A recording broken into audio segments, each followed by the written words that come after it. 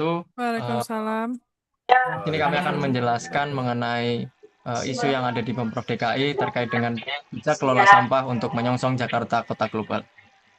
Eh, Kemudian untuk timnya di sini ada kami dari Kak Sri Indah Nadarena, Kak Wildah Ramani, saya sendiri Ibnu Lambang, Kak Ocha Cesario, dan juga Mas Nanang Herul Ridwan.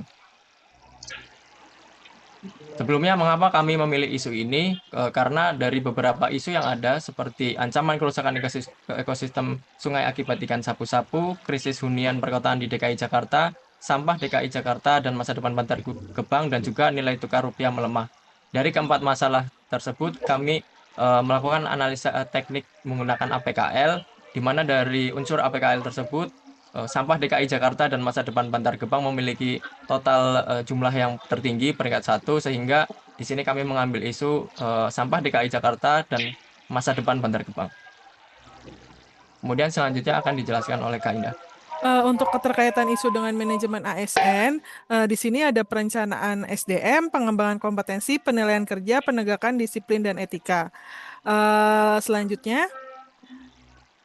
untuk keterkaitan dengan Smart ASN terhadap pengelolaan sampah itu ada digital skill, digital culture, digital ethics, dan digital safety. Digital skill ini seperti mengoperasikan aplikasi dan menggunakan pelaporan berbasis online. Digital culture ini menjadi teladan bagi masyarakat dalam gaya hidup ramah lingkungan. Digital etik adalah menggunakan media atau aplikasi dengan sopan dan bertanggung jawab serta menjaga privasi. Digital safety menjaga keamanan data dan sistem digital dalam pengelolaan sampah seperti mengamankan data dan lainnya.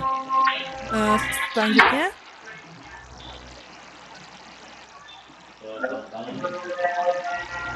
Untuk penentuan penyebab isu utama, disebutkan bahwa penyebab isu utama di sini setelah melakukan USG yaitu adalah pengelolaan sampah yang masih belum optimal dari sisi urgency, seriousness, dan growth itu, maka peringkat pertama dari isu tersebut yaitu pengelolaan sampah yang belum optimal. Next.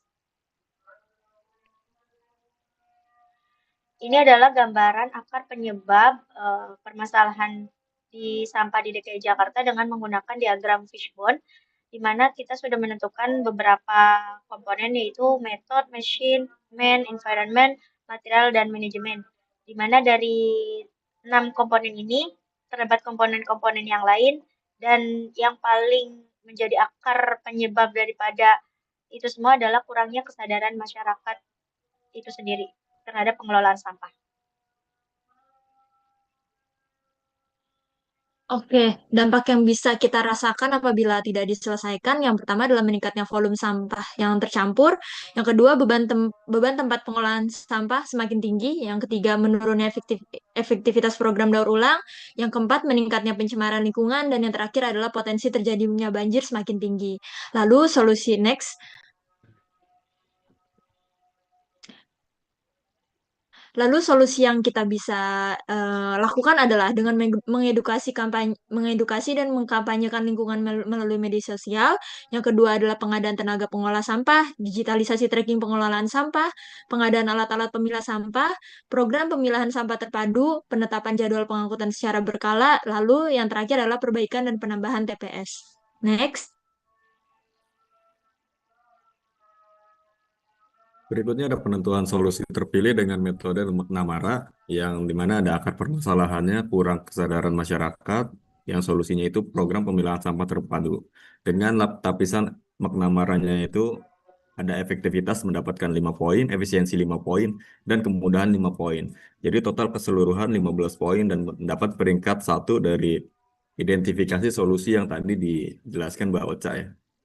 Oke, next. Adapun identifikasi kegiatan yang akan kami lakukan yaitu ada 4 kegiatan yaitu perencanaan, pengorganisasian, pelaksanaan, serta pengawasan dan evaluasi. Di mana masing-masing kegiatan yang pertama misalnya menyusun target pengurangan sampah di perencanaan, di pengorganisasian kami akan membagi wilayah kerja pengangkutan sampah, penyediaan fasilitas pilah sampah, penambahan armada truk sampah, dan pada tahap pelaksanaan, kita akan melakukan sosialisasi pemilahan sampah kepada masyarakat melalui media online seperti Instagram, video, ataupun poster, melaksanakan program bank sampah dan daur ulang, serta pembersihan sungai, jalan, saluran secara rutin, dan terakhir yaitu penggunaan teknologi pengolahan sampah menjadi energi ataupun bahan bakar. Dan yang terakhir yaitu pada kegiatan pengawasan dan evaluasi, kami akan memonitoring semua kegiatan kebersihan lingkungan oleh petugas dan mengevaluasi secara berkelanjutan efektivitas program bank sampah serta pengurangan sampah daripada penggunaan sampah plastik. Next.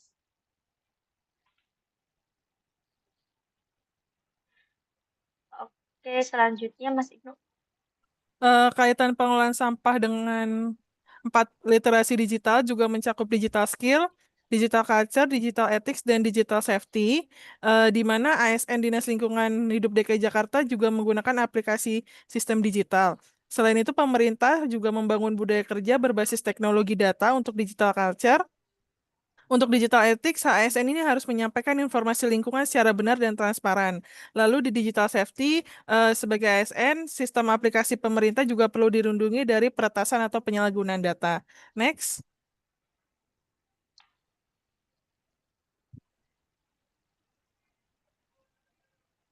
Oke, selanjutnya kaitan dengan 8 nilai dan karakteristik Smart ASN adalah yang pertama adalah integritas. ASN DKI Jakarta menjalankan tugas pengelolaan sampah secara transparan dan sesuai aturan. Yang kedua adalah nasionalisme dengan menjaga kebersihan Jakarta merupakan bentuk kepedulian terhadap lingkungan Indonesia. Yang ketiga adalah profesionalisme. ASN mengelola sampah dengan sistem kerja terencana menggunakan metode POAC. Dan yang keempat adalah berwawasan global di mana Pemprov DKI Jakarta sudah mulai menerapkan konsep pengelolaan sampah 3R. Yang kelima adalah keramahan. ASN di DKI Jakarta melakukan edukasi pengelolaan sampah dilakukan secara persuasif dan komunikatif. Yang keenam, penguasaan IT dengan mengelola sampah menggunakan aplikasi monitoring dan sistem data digital. Yang ketujuh adalah penguasaan bahasa asing. Dengan ini ASN dapat mempelajari referensi global tentang pengelolaan sampah modern. Dan yang terakhir adalah jejaring atau networking. Pemprov DKI Jakarta bekerja sama dengan masyarakat, swasta, komunitas lingkungan, dan akademisi untuk pengelolaan sampah. Baik, selanjutnya ada penerapan pengelolaan sampah di Jakarta itu sendiri ya. Yang pertama ada e-bank sampah Jakarta. Pemprov DKI mengembangkan platform digital e-bank sampah. Yang kedua ada Pemprov DKI meluncurkan platform digital Pesapa Kawan untuk membantu pengelolaan sampah berbasis data dan real time. Yang ketiga ada penambahan armada dan petugas kebersihan. Oke, next. Baik, dari sekian yang sudah dijelaskan, di sini dapat diambil kesimpulan untuk mengatasi permasalahan pengelolaan sampah diperlukan kolaborasi antara pemerintah, ASN, dan juga masyarakat itu sendiri. Dengan adanya program pemilihan sampah terpadu, edukasi lingkungan, digitalisasi pengelolaan sampah, serta peningkatan fasilitas dan pengawasan. Oleh karena itu, peran ASN sangat penting dalam mewujudkan pengelolaan sampah yang efektif melalui penerapan Smart ASN dan 4 pilar literasi digital. Mungkin sekian penjelasan dari kelompok kami terkait dengan sampah. Harapannya untuk kedepannya kita dapat lebih bijak dalam mengelola sampah untuk menyongsong Jakarta sebagai kota global. Terima kasih.